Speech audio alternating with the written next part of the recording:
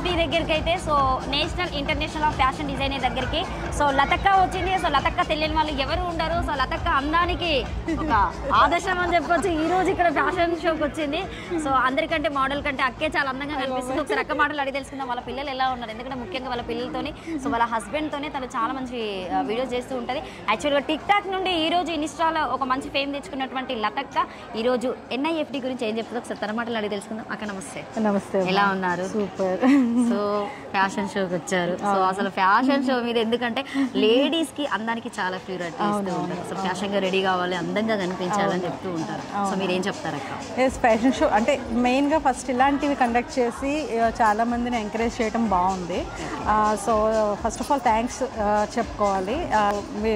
ఇలాంటి షోస్ ఇంకా లేడీస్కి ఇంకొంచెం ఏంటంటే ఎంకరేజింగ్గా అనిపిస్తుంది.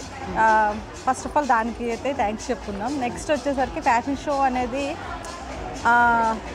అంటే నా దృష్టిలో అతి లేకుండా దాన్ని ఎలాగా చూపించాలి అని చెప్పేసి చూపిస్తే అది చాలండి. అంటే లైక్ ఎలా చెప్పాలో అర్థం కావట్లేదు. బట్ ఎనివే అంటే నేను ఫస్ట్ టైం ఫ్యాషన్ షోస్కి ఎక్కువ రాను. ఫస్ట్ ఆఫ్ ఆల్ నేను మీకు తెలుసు ఫస్ట్ టైం వచ్చాను కాబట్టి ట్రెడిషనల్గా ఎక్కువగా నేను ఇదిగా ఉంటాను.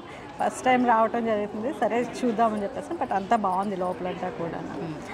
ఇంకా ఇలాంటివి చేసి ఇంకా పిల్లలకి ఎంకరేజ్ తెచ్చేలా ఉండాలని చెప్పేసి అనుకుంటున్నాను. సో మీరు కూడా అక్కడ ఉన్నటువంటి ఆ పెద్ద డయాస్ మీద మీరు పర్ఫామ్ చేస్తే ఎలా ఉంటుందని చెప్పేసి ఒకసారి ఆలోచించుకున్నారా? అంటే నార్మల్గా ఎక్కువ స్టూడెంట్స్ ఉన్నారు, దాదాపు చాలా మంది పార్టిసిపేట్ చేసే వాళ్ళు ఉన్నారు. ఈ ఎన్ఐఎఫ్డిలో నేను కూడా ఒక మెంబర్గా ఆ స్టేజ్ మీద వాక్ చేస్తే బాగుండు అనుకున్నారా? ఆ ఏజ్ అయిపోయింది, ఇది లేదు.